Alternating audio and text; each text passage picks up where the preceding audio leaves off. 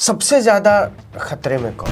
Definitely Hindu खतरे में है, क्योंकि अगर मतलब मान लीजिए पॉपुलेशन वगैरह बढ़ गई तो, आदिवासी बढ़ गए तो, दलित बढ़ गए तो, बाहर निकल के आओ, जागृत जनता जो है वो बाहर निकल के आओ। तो आपको अपना जमीर बेचना पड़ेगा, अपनी अंतरात्मा बेचनी पड़ेगी, माँ बाप के संस्कार बेचने पड़ेंगे। अभी कुछ दिनों पहले मुझको रूबिका लियाकत दिखी। अरे बाप रे बाप रे।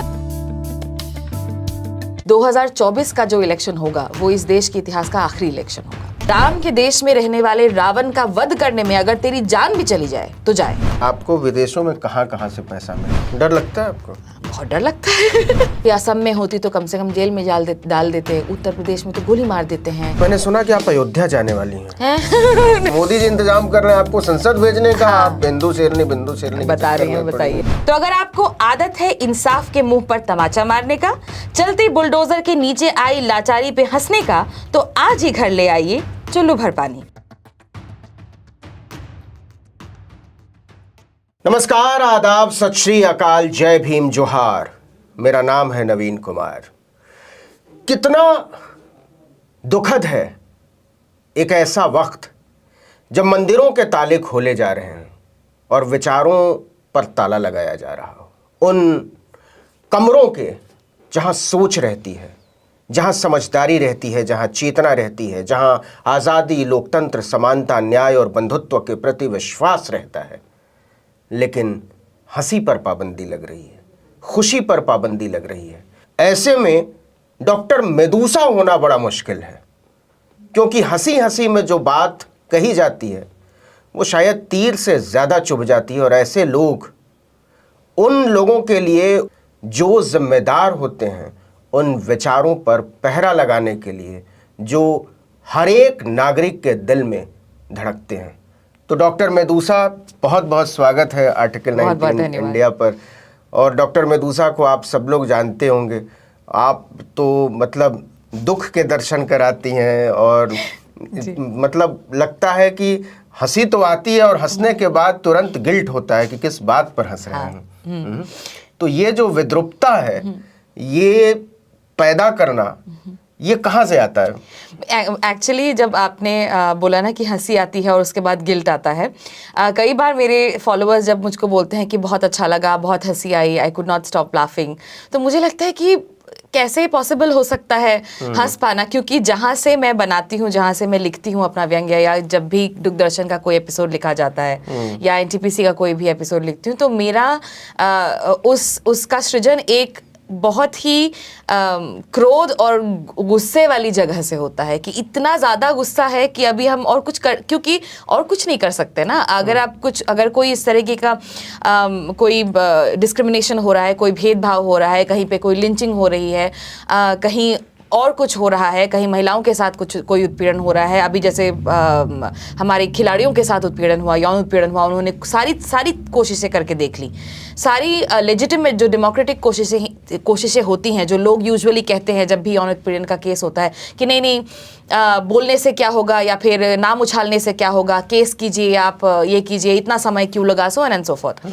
तो इन सारी चीज़ें सही करने के बावजूद भी उनको तो न्याय मिल नहीं पाया है। तो इस तरीके की जब कोई भी चीज़ होती है तो आपको जो गुस्सा आता है, उस गुस्से से मेरा व्यंग तो वहाँ से उभर के आता है। तो जब शुरुआत हुई थी तो वो भी गुस्से में ही हुई थी जब हमने शुरू किया था। तो अभी भी इनफैक्ट वो मेंटेन ही है, मुझे लगता नहीं है कि वो कहीं कम हुआ है। एनटीपीसी की कोई लाइन हमारे दर्शकों के लिए तो ज्यादा कनेक्ट कर पाएंगे। अभी हम लोग बात कर रहे थे, एनटीपीसी मेरा एक हेल्पलाइन है जिसमें हम ट्रोल्स के कॉल लेते हैं, क्योंकि ट्रोल्स का क्यों कहते हैं ना कि अंग्रेजी जहाँ से अंग्रेजी शब्द ट्रोल आया है वो है कि वो एक ऐसा एक मॉन्स्टर है, एक ऐसा क्रीचर है जिसके ज्यादा दिमाग है नहीं, जो बस चलने फिरने वाली कोई भी चीज को पकड़ के खा लेता है, उसका वही वो है। और सूरज की रोशनी पड़ते ही, यानी ज्ञान की रोशनी पड़ते ही वो पत्थर बन जाता है। तो वहां से ट्रोल शब्द आया है। और हमारे पास तो बहुत सारे ट्रोल्स आते ही हैं, आपके पास भी आते हैं, हमारे पास भी आते हैं, लेकिन होता क्या है कि उनकी लाइनें हमेशा एक ही होती है, जिन लाइनों के साथ वो गाली देते हैं वो हमेशा एक होती है।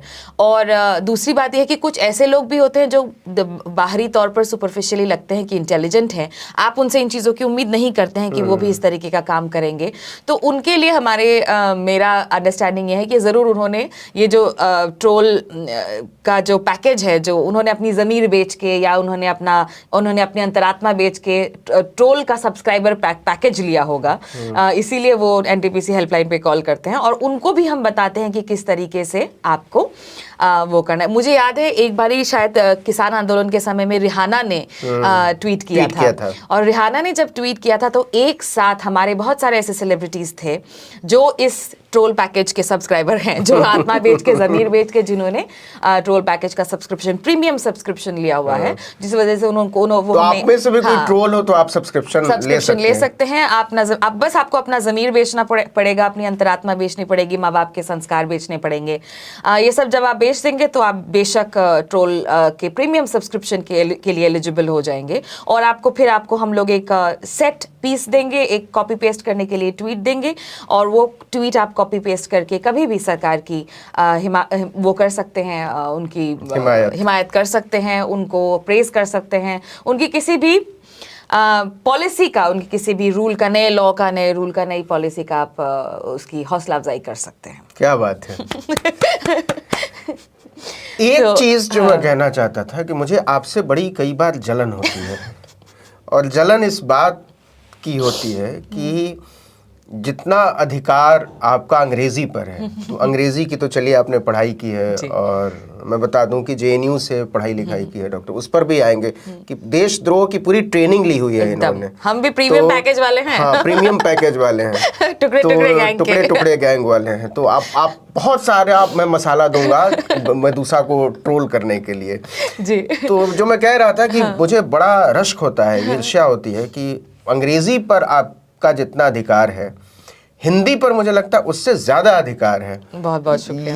ये कैसे हुआ? मतलब मुझसे जब मैंने कहा कि मैं डॉक्टर मेडूसा से मिलने वाला हूँ तो बहुत सारे लोगों के सवाल ये थे कि यार मेडूसा का मतलब क्या होता है, वो कहाँ की रहने वाली हैं, तो लोग जानना चाहते हैं। जी, सबसे पहले तो मेडूसा मेरा चोजन नेम है, मेरा असली नाम कुछ और है, लेकिन आज का समय जैसा चल रहा है उस वजह से हमको थोड़ा छुपा के रखना पड़ता है बट मुझे लगता है कि अब बहुत सारे लोगों को पता हो भी गया होगा, लेकिन फिर भी मेडूसा एक कैरेक्टर है एक ग्रीक माइथोलॉजी से। शी इज़ अ मॉन्स्टर तो मैं नहीं कहूँगी, क्योंकि आज के समय में नारीवादी सोच की वजह से और नारीवादी रीटेलिंग हुई है उनकी स्टोरी की, उस वजह से वो एक सर्वाइवर के रूप में उभर के आई है, फाइटर के रूप में उभर के आई है, नॉट एज अ मॉन्स्टर। तो इसीलिए मुझे उनका कैरेक्टर बहुत अच्छा लगता है, उनकी स्टोरी बहुत अच्छी लगती है, उनका स्ट्रगल बहुत अच्छा लगता है और ये जो नई फेमिनिस्ट रीडिंग है उनके नाम के पीछे, उनकी स्टोरी के पीछे, ये मुझे बहुत अच्छे लगते हैं। तो इसलिए मैंने चूज़ किया था ये कहानी, मैंने ये स्टोरी, ये नाम मैंने चूज़ किया था। मेरी माँ खुद इंग्लिश लिटरेचर की प्रोफेसर रही हैं, तो बचपन में हम लोग जब जिद करते थे तो वो कहानियाँ सुनाती थी और कहानियाँ वही शुरुआत से ही, मतलब मैकबेथ पढ़ने से पहले मैंने मैकबेथ सुनी है अपनी माँ से, तो वो कहानियाँ बताती थी। तो एक बार बहुत नींद में वो मैकबेथ की कहानी बता रही थी, लेकिन मैकबेथ की कहानी बताते बताते वो मेडूसा में शिफ्ट हो गई थी और दोनों चीज़ें मिक्स हो गई थी और एक ऐसा कैरेक्टर उभर के आया था जो मुझे बहुत एक्साइटिंग और बहुत ही, मतलब it was a different imaginary world all together. तो मुझे बहुत पसंद आया था। तो मुझे तब से मेडूसा पसंद है, जब से मैं 5-6 साल की थी, तब से मुझे उनका कैरेक्टर बहुत अच्छा लगता है। She is a very powerful entity. और उसके बाद जो आपने अंग्रेजी और हिंदी की बात की, मैं केंद्रीय विद्यालय की पढ़ाई है मेरी, तो केंद्रीय विद्यालय में हमारे जितने भी टीचर्स रहे हैं, मेरे हिंदी के टीचर्स रहे हैं, सभी, इनफैक्ट सभी टीचर, क्योंकि लैंग्वेज एक इमर्सिव एक्सपीरियंस होता है, लैंग्वेज आप एक इमर्सिव माहौल में आप सीखते हैं, आपको डूबे रहना पड़ता है उसमें। मेरे जितने भी टीचर्स थे सब या तो मध्य प्रदेश के थे, बिहार के थे, उत्तर प्रदेश के थे, और सबसे ज़्यादा ज़रूरी जो आखिरी, मतलब 8th से 12th तक जिन्होंने मेरी हिंदी को एकदम तराशा और मुझे पढ़ना सिखाया, किस तरह से लिटरेचर भी, हिंदी लिटरेचर भी किस तरह से पढ़ाते थे, तो वो डॉक्टर अरुण तिवारी थे, केंद्रीय विद्यालय के टीचर थे वो। तो उन्होंने पढ़ना सिखाया, उन्होंने लिखना भी सिखाया, हैंड राइटिंग भी मेरी मुझे लगता है काफ़ी अच्छी है, उन्होंने ही सुधारी। और दोस्त हमेशा मेरे पैन इंडियन दोस्त रहे हैं, तो इसीलिए सबके साथ, इनफैक्ट आप अगर मुझे कभी मान लीजिए मेरे दोस्त बिहार के हैं, उनके साथ देख लीजिएगा तो मेरा एक्सेंट आप पहचान नहीं पाएंगे कि ये बिहारी नहीं है। या फिर यूपी में अवधी जो फ्रेंड्स हैं उनके साथ अगर आप देख लेंगे तो आपको नहीं पता चलेगा कि ये, क्योंकि लिंग्विस्ट भी हूँ, भाषाएं अच्छी लगती हैं हमेशा बहुत पहले से ही, तो अच्छा लगता है मुझे। It's a challenge, every language is a challenge for me and it's a beautiful, not a challenge actually, every language is like a friend, तो मुझे बहुत अच्छे लगते हैं। आपने कहा कि बहुत आप पैन इंडिया लोगों से जुड़ी रहीं अलग अलग स्तर पे, स्कूल में, कॉलेज में, फिर जेएनयू आई तो जेएनयू तो मिनी इंडिया ही है, बल्कि दुनिया के कई देशों के बच्चे वहाँ पढ़ने आते हैं। डाइवर्सिटी की आपने बात की, इसी पर खतरा है सबसे ज़्यादा, क्योंकि डाइवर्सिटी इस मुल्क की हुकूमत को नहीं चाहिए। एक तरह की बोली, एक तरह की भाषा, एक तरह का खान पान, एक तरह की पूजा पद्धति, एक तरह के नारे और एक ही नेता। ये मौजूदा दौर में जो चल रहा है, आपको नहीं लगता कि इसमें ये जो क्राइसिस खड़ी हुई है ये बड़ी भयानक है, और इसमें सबसे ज़्यादा जद में वो लोग आएंगे जो भाषाई अल्पसंख्यक हैं, जो छोटी छोटी जातियों में बटे हुए लोग हैं, जो दलित हैं, जो पिछड़े हैं, जो आदिवासी हैं, मुस्लिम हैं, सिख हैं, इवन बौद्ध हैं। ये खतरा आप कैसे देखती हैं? बिल्कुल, मैं इस खतरे को बहुत सामने से, मुझे अभी नॉट जस्ट जैसे वो कहती है ना कंगना जी 2014 से आज़ादी मिली है, मुझे भी 2014 से यही खतरा, यही सामने ये खतरा सामने दिखता आ रहा है। और इस खतरे का एक बहुत ही रियल एग्जाम्पल मुझे मिला लिटरली 1 महीने पहले। अच्छा। मेरी एक स्टूडेंट आई मेरे पास, उसे एक ऐसे कंपटीशन में हिस्सा लेना था। उस ऐसे कंपटीशन का टॉपिक था कि diversity is the strength of our nation, और उसे उस ऐसे कंपटीशन में हिस्सा लेना था, तो इसलिए वो पॉइंट्स ढूंढते हुए आ रही थी, क्योंकि उसको लगता था कि डाइवर्सिटी बुरी चीज़ है, डाइवर्सिटी नहीं होनी चाहिए। और इतने यंग एक बच्चे में, क्योंकि मेरे बैचलर्स के स्टूडेंट्स होते हैं, बैचलर लेवल के स्टूडेंट होते हैं, 18-19 साल के बच्चे हैं, ये स्टूडेंट्स मुझे आके इस तरीके के सवाल पूछ रहे हैं। और मुझे अनफॉर्चुनेटली एक बायस है कि मुझे लगता है कि महिलाएं जो है वो ज़्यादा संवेदनशील होती है। एक बायस है, इट्स बायस, कि उनको ज़्यादा ये सारी चीज़ें दिखती है। अगर कोई भेदभाव हो रहा है तो वो ज़्यादा महसूस कर पाती है, ज़्यादा देख पाती हैं। तो मुझे ऐसा लगता है कि because she was a girl student, तो मुझे लगा था कि ये तो तुम्हें तो और भी नहीं पूछना चाहिए था ये सवाल। ऑब्वियसली मैंने उसको बोला नहीं, क्योंकि आई कैन नॉट डिक्टेट कि क्या सवाल पूछेंगे, क्या सवाल नहीं पूछेंगे। उसका बिल्कुल हक है, उसने सामने आसपास देखा होगा, महसूस किया होगा, तो उसे लग रहा है कि डाइवर्सिटी बुरी चीज़ है, तो वो मुझसे पूछने आ रही थी। And then I gradually when I started talking to her, I realized she was going into meetings with a certain organization, people of a certain organization, and in these meetings उसको बताया जा रहा था कि अगर अलग अलग लोग होंगे तो किस तरह से मुश्किलें पैदा हो सकती है। अगर भाषाएं अलग अलग होती हैं तो कोई क्या बोल रहा है सामने वाले को समझ में नहीं आएगा। अगर भगवान अलग अलग होते हैं, अगर पद्धतियाँ अलग अलग होती हैं, तो हो सकता है मेरी पद्धति आपको ऑफेंड कर रही हो, आपकी पद्धति मुझे ऑफेंड कर रही हो। So she was being given all this logic and she was getting very convinced with this logic.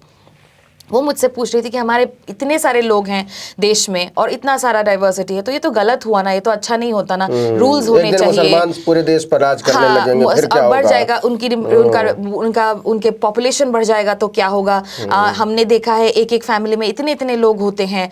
तो मैं उसको, इससे पहले कि मैं उसको, इतने सारे कॉन्सेप्ट साथ में आ रहे थे ना, इतने सारे कॉन्सेप्ट। फॉर एग्जाम्पल अगर मैं उसको गेटवाइजेशन का कॉन्सेप्ट समझाने लगूँ कि क्यों ऐसा क्यों होता है कि मुसलमानों को एक कम्युनिटी में, एक जगह में उनको रिस्ट्रिक्ट होकर रहना पड़ता है, उसकी वजह है, अगर एक घर में आप देख रहे हो महिलाएं हैं, कई सारे बच्चे हैं, एक आदमी है, हो सकता है वो सारी महिलाएं उसकी बीवियां ना हो। आप इस तरह से क्यों नहीं सोचते हो? आप उस तरह से वो सवाल क्यों नहीं पूछो? व्हाई डू यू एक्सेप्ट कि यही होगा? तो ये इतने सारे कॉन्सेप्ट साथ में आ गए थे। मैं बहुत परेशान हो गई थी उस टाइम पे कि मैं कैसे समझाऊं। And this is after all these years, और जब मैं खुद अपनी समझ को तराशने की कोशिश कर रही हूँ और ज़्यादा समझने की कोशिश कर रही हूँ, एक्सेप्ट करने की कोशिश कर रही हूँ कि सामने वाले की अलग विचारधाराएं हो सकती हैं, और आप उनको कन्विंस करने की कोशिश करो। क्योंकि मेरा है ना बहुत ज़्यादा कन्विंसिंग वाला नहीं होता, मतलब मुझे बिल्कुल फर्क नहीं पड़ता था कि तुमको इस उम्र में भी। बाकियों को तो आप कन्विंस कर लेंगे, लेकिन अभी आपने एक अवतार का नाम लिया। मैं हमेशा कहता हूँ कि कुछ लोगों का जन्म होता है, कुछ लोगों का अवतार होता है। तो वैसे ही मुझे लगता है कि कंगना रनौत का अवतार हुआ होगा।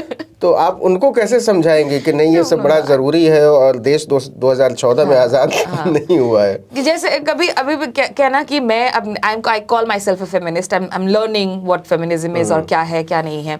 तो उसमें ना बहुत सारे लोग बोलते हैं कि नहीं तुम हमें कन्विंस करो कि क्यों ऐसा है, क्यों ऐसा नहीं होना चाहिए। मैं कहा मुझे कोई जरूरत नहीं है तुम्हें कन्विंस करने की। एट दिस एज 30-35 साल की उम्र में अगर तुमको अभी भी नहीं समझ आया है, and it is your responsibility to educate yourself. आप अपने आप को एजुकेट कीजिए। इतनी सारी रिसोर्सेज हैं। जैसे कहते हैं ना कि this is the generation, this is the time when we have the entire world's knowledge on our palm, literally our palm, and yet we are the stupidest generation ever. ये सब कुछ हमारे पास है, हमारे फोन में है, yet we choose to believe। confirmation bias हम लोग का इस तरीके का है कि जो हमको कन्विंस कर, जो हमें कंफर्ट दे रही होगी ना, जो चीज़ हमें कंफर्ट दे रही है, जैसे हमको अगर अंदर से डर है कि नहीं नहीं हमारी ज़मीन मुसलमान ले जाएगा, हमारी बीवियाँ हमारे बच्चे मुसलमान ले जाएंगे, तो उस बायस को कन्फर्म करने के लिए जो इन्फॉर्मेशन मेरे पास आ रही होगी मैं उसकी तरफ जाऊंगी।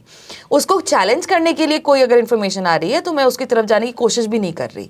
सो unfortunate, this is very unfortunate thing, and this is जैसे कंगना जी का भी है ना, वो for whatever reason she is doing. दुख इस बात का लगता है ना कि वो इतनी उम्दा कलाकार है, she is such a brilliant actor, and yet वो कहाँ वेस्ट कर रही हैं अपने टैलेंट को। Why she is doing this I have no idea, but yeah again जैसे कन्विंसिंग की बात है ना, मेरा काम नहीं है। तुमको अपना इसमें ओखली में सर डालना है, डालो, कभी ना कभी तो पड़ेगा ही ना ऊपर से। जब पड़ेगा तब हम शायद साथ में बैठ के ताली बजाएंगे। मैं उठाने भी नहीं जाऊंगी, मैं बचाने भी नहीं जाऊंगी। अच्छा, मान लीजिए कंगना कोई भी किसी भी तरीके की आमने सामने हवाई अड्डे पर या कहीं आपसे टकरा गई तो आपका पहला रिएक्शन क्या होगा? I don't know, अभी कुछ दिनों पहले मुझको रूबिका लियाकत दिखी थी। अरे बाप रे, प्लीज दिखी थी, but unfortunately we were in separate flights. वो दिखी थी और वो शायद इजराइल से उस टाइम पे वापस ही आई थी, बिकॉज उसी टाइम पे उनका इजराइल वाला जो रील का सारा कार्यक्रम था, वो काफी अच्छे रील्स बना रही थी वो इजराइल जाकर। तो वहाँ से वापस आई थी। एक एरोगेंस टाइप का मुझे उनमें दिख रहा था। एक मैं उनको इस बात के लिए उनको मैं साधुवाद भी देना चाहूंगी, कंग्रेचुलेशंस भी देना चाहूंगी, बिकॉज एक तो वो महिला है, दूसरी वो मुस्लिम महिला है, and she is surviving in an atmosphere और इन अ फील्ड जहाँ पे मेजरली आप जर्नलिज्म में अगर आप देखें तो इनफैक्ट किसी भी फील्ड में मर्दों का ही दबदबा रहा है, तो वहाँ अपने आप को मेंटेन किए हुआ है। लेकिन अगेन जैसा कि मैं कहती हूँ कि अब वो उन्होंने भी प्रीमियम पैकेज लिया हुआ है, ज़मीर बेचा हुआ है अपनी आवाज़ बेची हुई है, अपनी पत्रकारिता को बेचा हुआ है, तो वो काम वो करती हैं। तो अगेन मेरी उनसे इतनी काफ़ी दूर थी वो, तो इतनी मुलाकात ना हो पाई, इतना ये भी। और एयरपोर्ट में तो मुझे भी फ्लाइट पकड़नी थी, मुझे कुणाल कामरा की बहुत याद आई उस वक्त। मुझे लगा कि अभी मुझे बहुत ज़रूरी काम के लिए जाना है, क्योंकि मेरा कॉन्फ्रेंस था JNU में उस दिन, अगले दिन। तो मुझे लगा था मैं कॉन्फ्रेंस अगर छूट गया तो दिक्कत हो जाएगी, तो इसीलिए अगर मैं यहाँ से भी चिल्ला के भी उनको कुछ बोलूँ, कैमरा वगैरह करके, वीडियो वगैरह करके भी अगर मैं कुछ बोलूँ, तो हो सकता है मेरे को फ्लाइट में चढ़ने ना दे। तो इसीलिए मैंने वो कार्य नहीं किया, वो काम नहीं किया, जबकि मुझे इच्छा तो बहुत थी। तो हो सकता है कि अगर कंगना जी भी ऐसे कभी सामने मिले तो ये जो प्रैक्टिकल अंडरस्टैंडिंग्स है और प्रैक्टिकल चीज़ें हैं वो मेरे सामने आ जाएं, क्योंकि कन्फ्रंटेशन मुझे इतना ज़्यादा पसंद नहीं है। जब आपके चारों तरफ नफरत और केवल नफरत दिखाई दे, तो आपको इसकी पहचान तो करनी पड़ेगी ना कि नफरत कौन फैला रहा है, या इससे पीछे हट जाएंगे।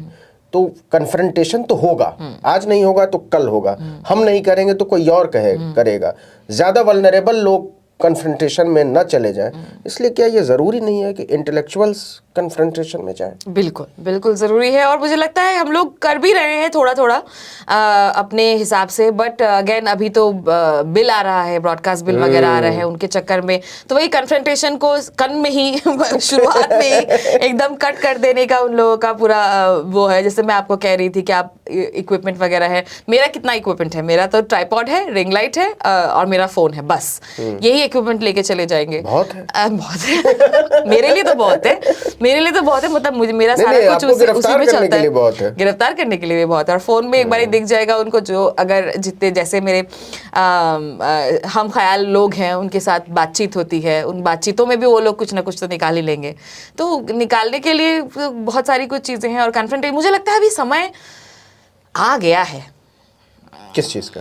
कन्फ्रंटेशन का अभी फुल ऑन जाने का समय आ गया है, नहीं तो और अब नहीं तो कब ना, अब नहीं तो कब, क्योंकि एक हमारे असम में मैं असम की हूँ, मेरे असम के मुझे लगता है कि एक कॉन्शियंस कीपर जैसे हैं, एक इंटेलेक्चुअल हैं, एक टीचर रहे हैं, वो हमेशा प्रोफेसर रहे हैं, ब्रिलियंट आदमी हैं, डॉक्टर हिरेन गुहाई। डॉक्टर हिरेन गुहाई ने काफ़ी साल पहले, मतलब शुरुआती आई थिंक 19 के समय, 19 में जब दोबारा से इलेक्शन होके जब दोबारा से जीत के आई थी, तब उन्होंने एक आर्टिकल लिखा था जिसमें कहा था कि 2024 का जो इलेक्शन होगा वो इस देश के इतिहास का आखिरी इलेक्शन होगा। जैसे अम्बेडकर जी कहते हैं ना कि परफॉर्मेटिव डेमोक्रेसी, एक परफॉर्मेटिव डेमोक्रेसी के तौर पर आप गुजरात मॉडल, हाँ, परफॉर्मेटिव डेमोक्रेसी के तौर पर आपका एक इलेक्शन होगा, बट जो एक्चुअल इलेक्शंस जिसमें लोग चुनेंगे अपने रिप्रेजेंटेटिव को, वो शायद 2024 उसका आखिरी वो होगा। बहुत सारे लोग इस बात को लेकर बहुत चिंतित हैं, फिक्रमंद हैं कि अब इस मुल्क में सत्ता का स्मूथ ट्रांसफर तो नहीं होने वाला है। जब भी होगा उसके लिए लोगों को लड़ाई लड़नी पड़ेगी अपने अपने तरीके से, डेमोक्रेटिक हो या अनडेमोक्रेटिक हो, इसके बारे में अभी से कुछ कह नहीं सकते। आप असम की हैं, असम का नाम लेते हुए मुझे दो लोग याद आते हैं। एक प्रफुल्ल कुमार मोहंता जो हॉस्टल से निकलकर चीफ मिनिस्टर का शपथ लेते हैं, और एक भूपेन हजारिका। थैंक गॉड आपने हिमंता बिस्वा शर्मा नहीं कहा। नहीं, मैं वही कहने वाला था कि अब केवल हिमंता बिस्वा शर्मा का नाम सामने आता है कि अब असम जो है, आपको असम जाते हुए हिमंता बिस्वा शर्मा को लेकर डर नहीं लगता है? वो अपने आप को असम का मोदी समझते हैं और वो उसी तरह से काम भी कर रहे हैं। इनफैक्ट जिस तरीके से एनआरसी वगैरह का इम्प्लीमेंटेशन होकर आप छोटे छोटे कंसंट्रेशन कैंप भी कहेंगे उनको, कैंप बना रहे हो जिसमें आप डिटेंशन कैंप आप कह रहे हो, जिसमें लोग मर जाते हैं लेकिन खबर नहीं लगती है लोगों को। मर जाने के बाद इस तरीके का एक डिक्लेरेशन आता है कि हाँ ये तो सिटीजन ही थे, उनके पेपर्स सब वो हो जाते हैं, सबमिट हो जाते हैं, या उनके पेपर्स बाहर निकल आते हैं कि हाँ ये तो सिटीजन था, इनको डिटेंशन कैंप पे रखा जा रहा था। तो हिमंता बिस्वा शर्मा का नाम आना और भूपेन हजारिका का नाम भूल जाना या फिर लोगों के जहन से धीरे धीरे चले जाना, ये it's an unfortunate thing in the history of Assam, because Bhupen Hazarika गाने इस तरीके के लिख के गए हैं, और नॉट जस्ट ओ गंगा बहती हो, एक गाना है जिसको मुझे नहीं लगता उसका हिंदी ट्रांसलेशन हुआ है, या फिर अगर हुआ है तो मुझे, बिकॉज हम लोग असमिया ही सुनते हैं तो हमको पता नहीं। उसमें कत जुआन और मृत्यु होल कार जीवन যৌবন गोल, हे मृत्यु अपराजय तेने मृतक নহলো मैं, कितने जवानों की मौत हो गई। एंड वो एक क्रांतिकारी सॉन्ग है। There is another song which is like ah ah उलाया सजाग जनता, बाहर निकल के आओ, जागृत जनता जो है वो बाहर निकल के आओ। रामरे देखते थका रावण बधुते जाए जदि जाए जीवन तुर जाग, राम के देश में रहने वाले रावण का वध करने में अगर तेरी जान भी चली जाए तो जाए। तो ये इतना, मतलब मेरे रोंगटे अभी भी खड़े हो गए कि इतना जोशीला सॉन्ग है, इतना क्रांतिकारी सॉन्ग है, एक समाज को बदलने की सोच वाला सॉन्ग है। क्या गाना है। इस तरीके के गानों के साथ हम बड़े हुए हैं और आज unfortunately we are, I don't know कहाँ पे हम लोग हैं और किस तरीके के क्या एक पॉलिटिक्स, कैसी एक राजनीति, एक बहुत ही घृणित तरीके की राजनीति असम में हमको देखने को मिली है, पूरे देश में। मुझे असम ज्यादा सैड लगता है क्योंकि मेरा स्टेट है, मुझे लगता है मुझे अपने स्टेट से ज्यादा उम्मीदें होती हैं। ये लोग खड़े हो रहे हैं मेदुसा, दिक्कत ये है कि जिस कीमत पर इन लोगों को बड़ा बनाया जा रहा है या बड़ा बनने की कोशिश कर रहे हैं, जिस तरीके से चारित्रिक हत्या की जा रही है गांधी की, जिस तरीके से चारित्रिक हत्या की जा रही है नेहरू की, अभी इनकी हिम्मत नहीं हुई है अंबेडकर को छूने की, लेकिन ये चाहते होंगे कि, क्योंकि सबसे ज्यादा डर इनको बाबा साहब से लगता है, कॉन्स्टिट्यूशन से लगता है, डेमोक्रेसी से लगता है, तो लास्ट में वो आएंगे बाबा साहब तक, अभी मूर्ति तोड़ने तक है। लेकिन जिस कीमत पर ये बड़े हो रहे हैं वो बड़ा खतरनाक नहीं है अगली पीढ़ी के लिए, जब आपको बताया जा रहा है कि यही तो होगा ना कि 2014 में देश आज़ाद हुआ था, जब सैकड़ों लोग कहने लगेंगे कि नाथूराम गोडसे ने ठीक कहा था, और नाथूराम गोडसे के तरफदार खुलेआम पार्लियामेंट में बैठने लगेंगे, उनको टिकट दिया जाएगा, देर सवेर उनको मंत्री भी बनाया जा सकता है, तो मुझे लगता है कि नई पीढ़ी के सामने ज़्यादा बड़ा संकट है, क्योंकि वो अवेयर ही नहीं है इस बात को लेकर, और इसको सतत तरीके से ख़त्म करने की कोशिश की जा रही है एजुकेशनल रिफॉर्म के नाम पर। बिल्कुल। और एजुकेशनल रिफॉर्म का जो आप बोल रहे थे कि एनसीईआरटी वगैरह के जो टेक्स्ट्स हैं उनको बदलने बदला जा का, रहा उसमें है। Sudha Murthy and these guys were added, Shankar Mahadevan, Shankar इन लोगों को महादेवन। एनसीईआरटी के बोर्ड में ऐड किया गया था। क्यों? आप रोमिला थापर जैसे लोगों को हटाकर आप इन लोगों को ऐड कर रहे हो। यू आर थिंकिंग कि पॉपुलैरिटी की वजह से या लोगों के रिकॉल वैल्यू की वजह से it is Shankar Mahadevan is a better choice than Romila Thapar just because he has a degree in history और डिग्री इन कंप्यूटर साइंस और whatever degree he has. मतलब आपने कभी कभी मुझे लगता है जब मैं वो सोचती हूँ ना कि इन लोग में आईक्यू बिल्कुल नहीं है या फिर ये बिल्कुल कम आईक्यू के लोग हैं, और बट अगेन ऐसा इस स्टेप से या इस तरीके के स्टेप से जो दूर तक एक चेंज होगा या दूर तक जो डैमेज होगा, वो डैमेज एनविसेज करने के लिए आपको इंटेलिजेंस तो चाहिए। तो ये मेरा सोचना या इस तरीके का सोचना कि इनमें दिमाग नहीं है, वो गलत सोच है। वो एक्चुअली बहुत दूर की सोचते हैं। और आपने पता नहीं शायद मार्वल मूवीज देखी हैं, मार्वल की जो कैप्टन अमेरिका या फिर इन तरीके के, तो मार्वल में एक कैरेक्टर है हाइड्रा बोल के। हाइड्रा एक्चुअली एक मॉन्स्टर है जिसके 100 सर होते हैं। एक सर काटो तो उसकी जगह में दूसरे 2 सर निकल आते हैं, इस तरीके का वो मॉन्स्टर है। तो हाइड्रा ने जब शुरुआत, जो विलन है पूरे सीरीज में, वो विलन वो क्या करता है, उसने अपने लोगों को 70 साल पहले ऑर्गेनाइजेशंस में घुसाया और फिर उसके बाद वो धीरे धीरे वो ऑर्गेनाइजेशंस में ऊपर बढ़ते गए and then they become powerful position holders, और फिर वो अपने लोगों को रिक्रूट करते हैं और सिस्टम को अंदर से खराब कर देते हैं। तो because it's a US movie series, तो वो सीआईए दिखाते हैं, सीआईए में किस तरीके से हाइड्रा के लोग हैं, सो ऑन एंड सो फोर्थ। मुझे हाइड्रा एग्जैक्टली लगता है आरएसएस ने इतने सालों पहले, 70 साल पहले, 100 साल पहले उन्होंने शुरू किया, और शुरू करते करते वो बहुत ही पेशेंटली और बहुत ही ऑर्गेनाइज्ड तरीके से उन्होंने अपने लोगों को एजुकेशन में, पुलिस में, जुडिशरी में, everywhere these people, the people with these ideologies came in, and these are the ones who are in positions of judges, who are in positions of DGs, who are in position of IGs, vice chancellors across the country right now. और ये जो 100 साल का उनका patience and organization and everything रहा है ना, उसका ये फल हम लोगों को आज भुगतने को मिल रहा है। And we have been very complacent, हम लोग बहुत ही कॉम्प्लेसेंटली हाँ चलता है, चलता रहेगा, चलता है, ये करते गए। और उस वजह से आज की डेट में जब हमने एक समय में जो हिंदुत्व वाजपेयी का था उसको जगह दी, इसीलिए आज मोदी और हिमंता बिस्वा का हिंदुत्व जगह ले पाया है। अगर वो नहीं हुआ होता और कम कट्टर और ज्यादा कट्टर, कम खतरनाक, ज्यादा खतरनाक, बहुत खतरनाक, लेकिन हम लोग, मुझे लगता है किसी और ने भी कहा है ये चीज, हम लोग उस पानी में वो पड़े हुए फ्रॉग की तरह हो गए हैं, जिसका पानी धीरे धीरे उबलता रहता है, तो फ्रॉग तो एडजस्ट करता रहता है अपना टेम्परेचर, लेकिन एक टाइम ऐसा आएगा जिसमें वो उबल जाएगा। आप पहले ये बताइए कि आपको विदेशों में कहाँ से पैसा मिलता है? जानकारी है कि आप करोड़ों रुपए पैसा लेके और फिर आप ये सब कंटेंट बनाती हैं, और इससे देश को बड़ी दिक्कत है। बहुत दिक्कत है अनफॉर्चुनेटली। अभी करोड़ों रुपए तो नहीं मिल पा रहे हैं, सब अटका हुआ है पनामा पेपर्स में और ऑफशोर अकाउंट्स में अटका हुआ है। मेरे पास तो कुछ नहीं आ पा रहा। मेरे तो यूट्यूब भी बहुत पहले, कुछ ही दिनों पहले मोनेटाइज हुआ, उसमें से भी 2-3 रुपए बस जो होते हैं वो मिल जाते हैं। बट हाँ, मेरे एनटीपीसी के सब्सक्रिप्शन से मुझे बहुत अच्छा, क्योंकि वो जमीन वगैरह बेच देते तो मेरे पास वो गिरवी रखे होते हैं जमीन, लोगों के जमीन। वीडियो देख के हंसती हैं? कभी कभी कोई लाइन में अगर अच्छी कभी, जैसे आपको याद रह गई ना आत्मा बेचने वाली लाइन, तो वो वीडियो तो मैंने 100 बार तो देखा होगा।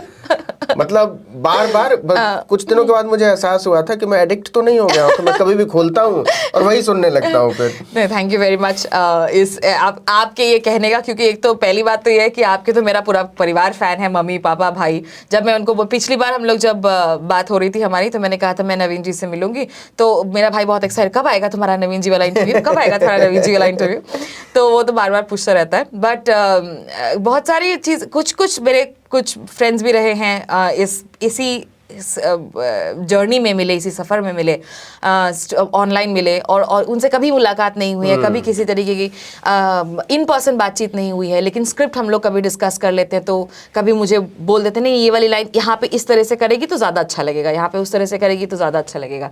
ऑफिशियल पीइंग ह्यूमन है एक, जो बहुत बढ़िया, बहुत एक्सेलेंट काम करते हैं, उनके साथ भी मैंने 2-3 वीडियोस की है, तो उन्होंने भी कई बारी मुझे सजेस्ट किया। कौन सी लाइन आपको अपनी सबसे ज़्यादा पसंद है? मुझे तो एक सेगमेंट मुझे अच्छा लगता है अपने दूरदर्शन का, जिसमें वो गुमशुदा तलाश केंद्र वाला, जिसमें कुछ गायब हो जाता है तो हम लोग बात करते हैं। तो जैसे फॉर एग्जांपल अभी कल क्रिसमस था 25th को, तो क्रिसमस अगेन होता है ना कि अभी पिछले कुछ सालों से जब भी कोई गैर हिंदू त्योहार होता है तो उस गैर हिंदू त्योहार के दिन अचानक से कई सारे हिंदू त्योहार, मातृ पितृ पूजन दिवस वो शुरू होने लग जाता है।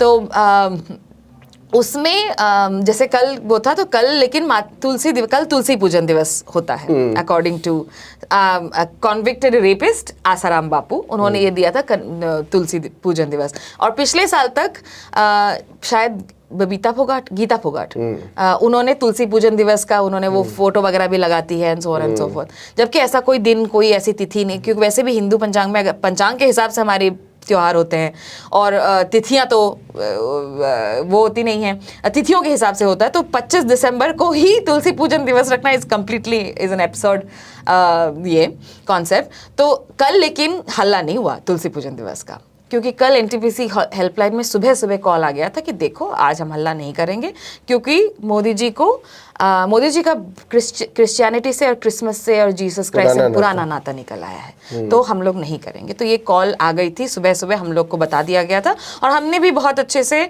सबको रिले कर दिया गया था, क्योंकि हम लोग को एक तो कि ना 2 रुपये ही मिलते हैं ट्वीट, प्रति ट्वीट 2 रुपये मिलते हैं, और आजकल इन्फ्लेशन भी इतना ज़्यादा हो गया कि 2 का टैक्स वैक्स काट के, TDS वगैरह काट के 2.25 रुपये ही मिल पाते हैं। तो इसीलिए उनको बताना ज़रूरी है, क्योंकि मान लीजिए उन्होंने कर दिया तो हम लोग को पेमेंट भी करनी पड़ जाएगी, तो वो दिक्कत हो जाती है ना। तो इसीलिए हम लोगों ने पहले ही सुबह कल बता दिया गया था कि तुलसी पूजन दिवस का कोई हल्ला नहीं करेगा, क्योंकि माननीय जो हमारे प्रधान प्रचार मंत्री हैं उनका सुबह सुबह नाता निकल आया है, और अब नाता निकल आया है तो आप लोग अपना नाता ना निकालिए आसाराम बापू से। वैसे भी आसाराम बापू जी के साथ अभी मांडवाली चल रही है, उनका क्लीन चिट करने के लिए अभी तक क्लीन चिट हुआ नहीं है, तो जब उनकी क्लीन चिट हो जाएगी तब हम लोग तुलसी पूजन दिवस मनाने लग जाएंगे। लेकिन फिलहाल तो वो कन्विक्टेड रेपिस्ट ही हैं, और इतने गए गुजरे तो अभी हम है नहीं, क्योंकि जैसे मान लीजिए बृजभूषण की कहानी है, या बृजभूषण के अगेंस्ट जो एलिगेशंस लगे हैं, वो अभी तक तो हाँ पुलिस ने कह दिया है कि हाँ बिल्कुल सही उसने किया था, लेकिन कोर्ट में प्रूव नहीं हुआ है, तो इसीलिए हम लोग बृजभूषण के साथ खड़े हुए हैं। लेकिन आसाराम तो कन्विक्टेड रेपिस्ट है, तो इसलिए उनके साथ हम अभी फिलहाल नहीं खड़े हो सकते। जब उनकी बात हो जाएगी अमित जी से, जब डील क्लियर हो जाएगा, उसके बाद हम लोग तुलसी पूजन दिवस मनाएंगे। क्या बात है। तो ये बात एनटीपीसी हेल्पलाइन पे कल आ गई थी, तो इसलिए हम लोगों ने, इसलिए कल हल्ला नहीं हुआ। आपने देखा होगा कि कल कोई तुलसी पूजन दिवस किसी ने फोटो नहीं लगाई, ना राज्यवर्धन सिंह राठौड़ ने लगाई, ना फोगाट जी ने लगाई, किसी ने नहीं लगाई कल। आपको पद्मश्री दिलवाना पड़ेगा ताकि आप फुटपाथ पर रख के चली आए किसी समय प्रधानमंत्री के घर के सामने। अभी कुछ दिनों पहले की बात थी शायद, एक पद्मश्री राइटर थे, आदिवासी राइटर थे, उनका घर बुलडोज किया गया था शायद, तो उनकी पद्मश्री का जो साइटेशन था वो बुलडोजर के पहिए के नीचे जब आई थी, मुझे लगा था this is what the country actually thinks about artists and art, and जो रियल चीज़ें हैं जिनके बारे में बातचीत होनी चाहिए। बट एनीवे, डर लगता है आपको? बहुत डर लगता है बहुत लगता है अरे कभी भी कुछ भी हो सकता है, एक तो नौकरी है, परिवार है, किसी पे भी कोई भी वो हो सकता है। और एक बार बीच में एक्चुअली मेरे घर पे मम्मी के पास आए भी थे लोग। अच्छा। हाँ, उन्होंने कहा था कि बताइए, वो फैमिली फ्रेंड्स हैं। अच्छा। लेकिन होता है ना कि फैमिली फ्रेंड्स में क्लोजेट वाले निकल आते हैं, जो जिनके अंदर से बहुत सारी कुंठा उनमें मौजूद होती हैं, तो वो निकल आए थे। तो उन्होंने कहा था बताइए अभी तो यहाँ पे, क्योंकि मैं उत्तर प्रदेश की रहने वाली हूँ, कि असम में होती तो कम से कम जेल में डाल देते, उत्तर प्रदेश में तो गोली मार देते हैं, आप बताती क्यों नहीं उसको, आप समझाती क्यों नहीं उसको। अरे बाप रे बाप। हाँ, तो ये मतलब बहुत फ्रेंडली तरीके से मतलब ये प्यार जता रहे थे, कंसर्न दिखा रहे हैं कि बताइए बहुत डर लगता है हमें तो, और पता नहीं वो तो ऐसे ही अकेले चल लेती है, अकेले ट्रेन में सफ़र करती है, अकेले प्लेन में सफ़र करती है, कुछ भी हो सकता है, आप समझाती क्यों नहीं है। तो ये सारी चीज़ें हुई थी, तो डर तो बहुत लगता है। मम्मी पापा का भी, भाई भी है, सब लोग सर्विस में हैं, तो और हम लोग के पास कोई और, जिस तरह से आप कह रहे थे ना कि करोड़ों रुपए बाहर से आते हैं, वो तो आए हैं ऐसा तो होता नहीं है। तो सर्विस की जो नौकरी है उसी के पैसे हैं उतने ही हैं, और कभी किसी से, कभी वही ब्रांड डील्स, पॉलिटिकल बातें करते हैं तो ब्रांड डील्स भी नहीं होती हमारी।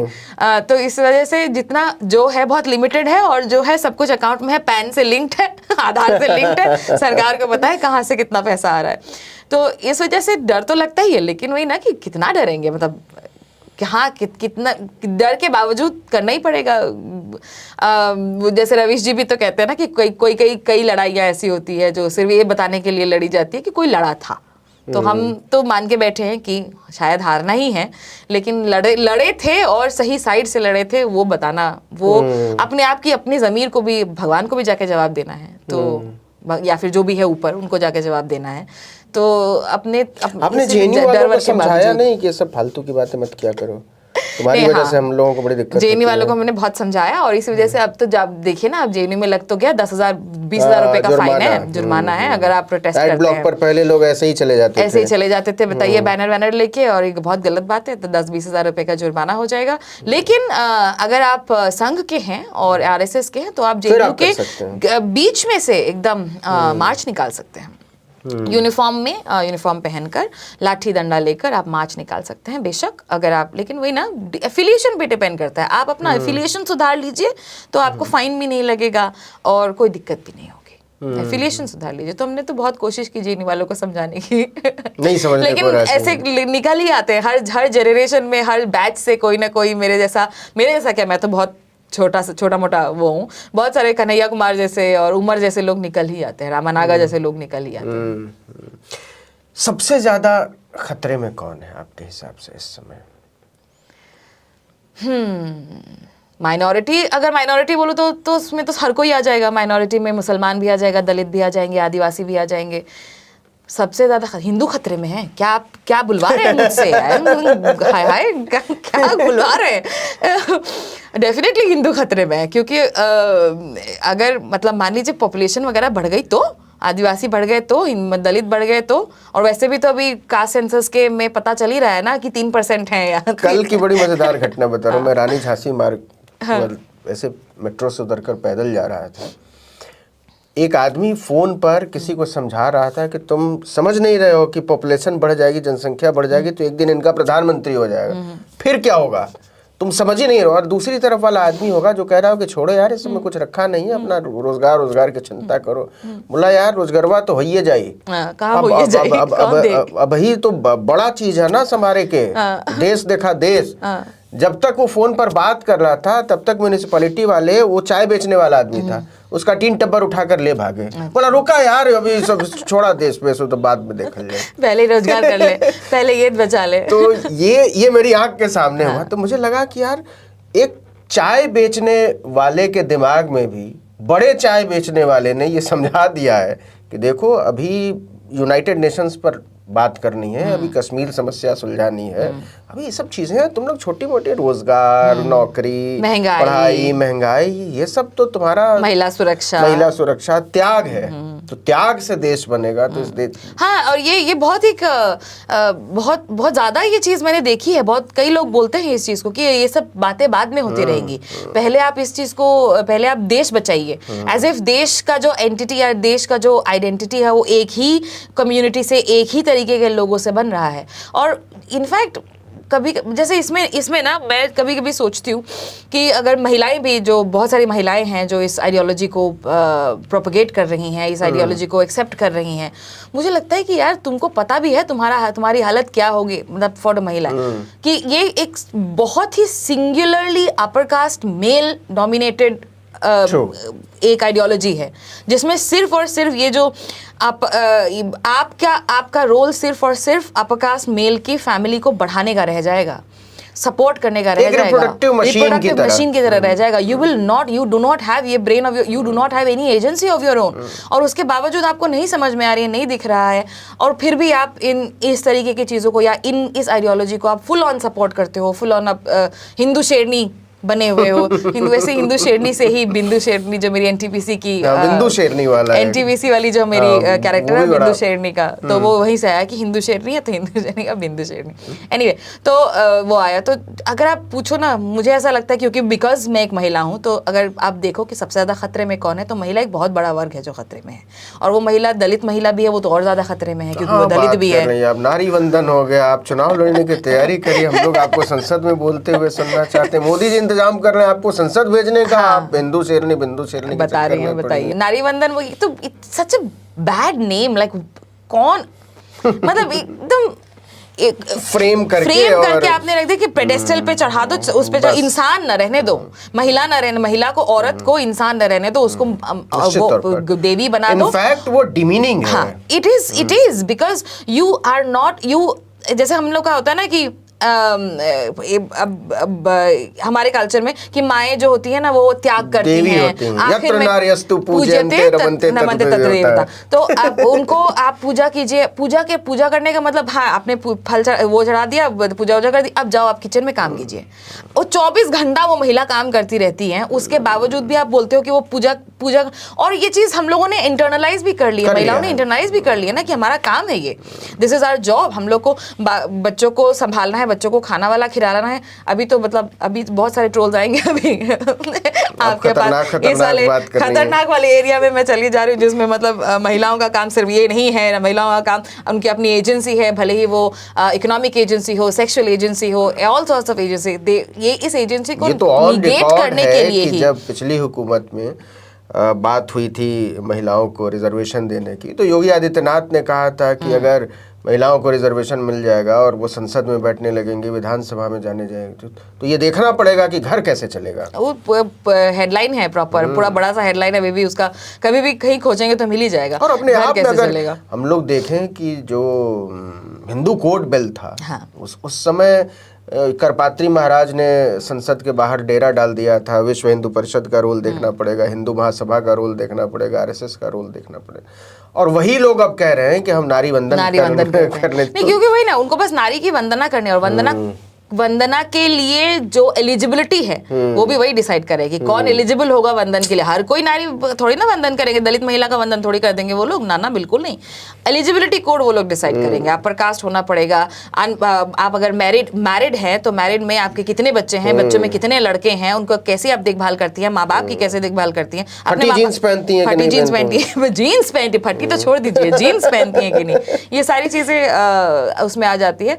तो हाँ, अगर टू आंसर योर क्वेश्चन कि खतरे में सबसे ज्यादा कौन है, तो मुझको तो महिला खतरे में बहुत ज्यादा लगती है, हर एंगल से। अब दलित महिलाएं, आदिवासी महिलाएं, बड़ी आयरनी है कि आप मतलब जिन लोगों ने महिलाओं को सबसे ज्यादा खतरे में डाल रखा है, उन लोगों को महिलाएं सबसे ज्यादा वोट कर रही हैं।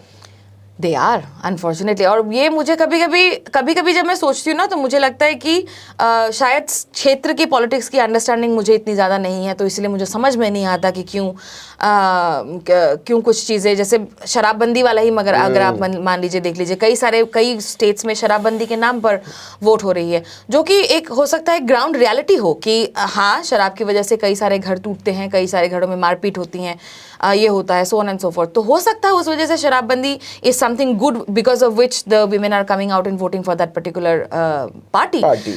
हो सकता है मेरी इतनी क्षेत्रीय समझ ना हो, इसीलिए मुझे नहीं पता है उन चीज़ों के बारे में, तो उन चीज़ों के बारे में भी सीखने की कोशिश कर रहे हैं, समझने की कोशिश कर रहे हैं कि डायरेक्ट जो लाभ हो रहा है, उस लाभ से आपको आगे का जो नुकसान है शायद वो ना दिख रहा हो। क्योंकि अगर आपको ये लग रहा है कि मर्द आपका सिर्फ शराब पीने की वजह से आपको मार रहा है, not because of another reason, not because of the fact कि उसको लगता है कि मारने से ही उसकी मर्दानगी सिद्ध होती है, जो कि आजकल के समय में, आजकल जो एनिमल काल चल रहा है, एनिमल काल में तो यही है कि मारेंगे नहीं तो प्यार कहाँ से करेंगे वाला जो आइडियोलॉजी है।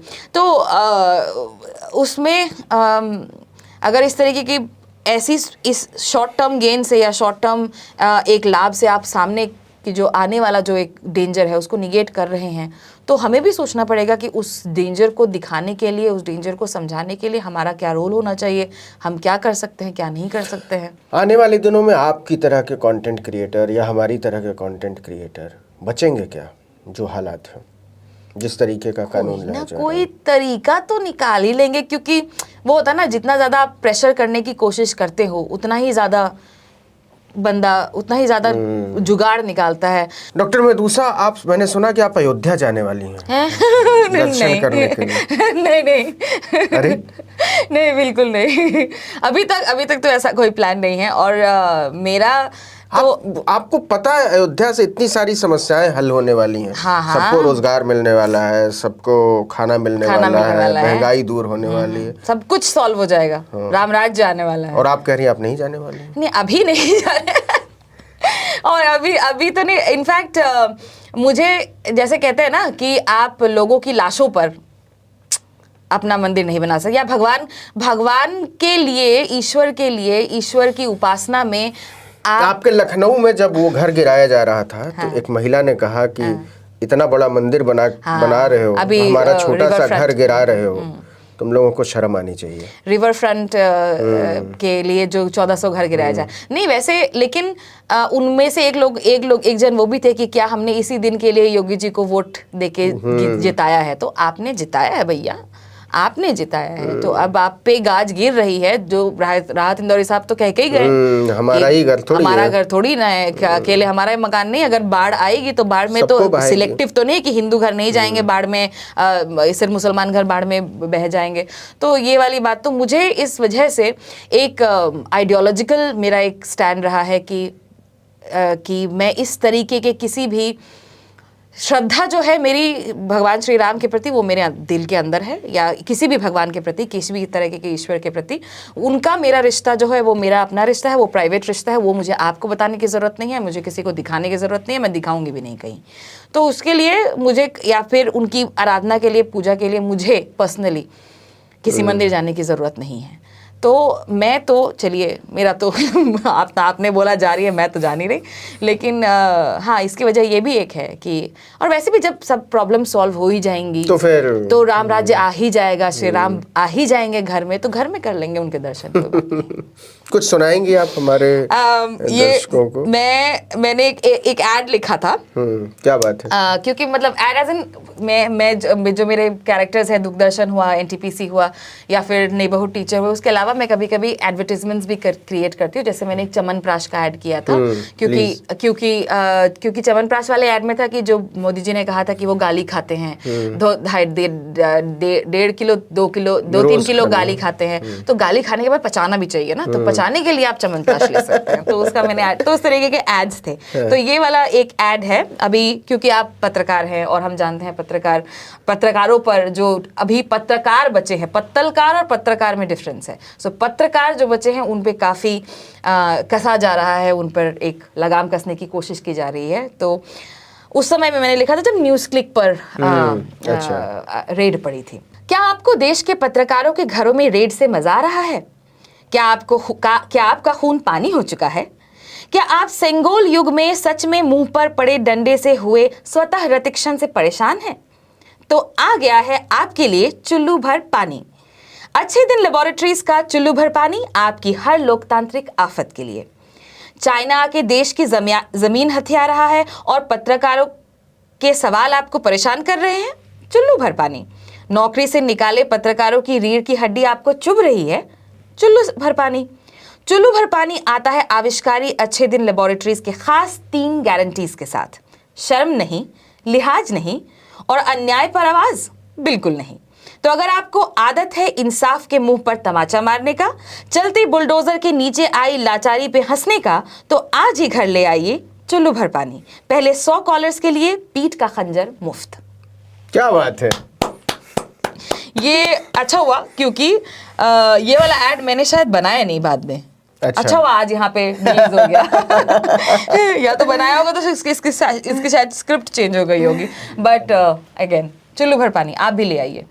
तो हम यकीन करें कि ये जो चुल्लू भर पानी है इसकी ज़रूरत शायद नहीं पड़ेगी। हम सब लोगों के भीतर का जो ज़मीर है हाँ। वो बचा रहेगा और आपके पास जो ट्रोल्स के कॉल आते हैं वो आने कम हो जाए। तो इससे खूबसूरत, इससे बेहतर दिन कुछ और नहीं होगा कि जब डॉक्टर मेदुसा को कंटेंट बदलने के बारे में सोचना पड़ेगा, मेरी तरह के लोगों को अपना कंटेंट बदलने के बारे में सोचना पड़ेगा, काम खत्म करने के बारे में, काम खत्म करने के बारे में सोचना पड़ेगा। तो लेकिन क्या वो दिन आएगा?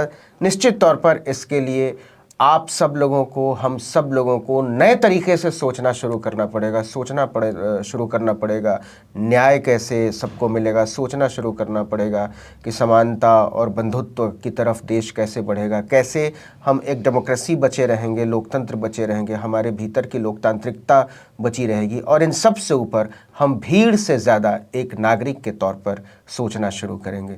डॉक्टर मेदुसा आर्टिकल 19 इंडिया आने के लिए और हमसे लंबी बातचीत करने के लिए शुक्रिया। शायद बहुत छोटा शब्द है, नहीं, लेकिन काफी है, काफी है। थैंक यू सो बहुत मच, शुक्रिया। आपका शुक्रिया। Thank you.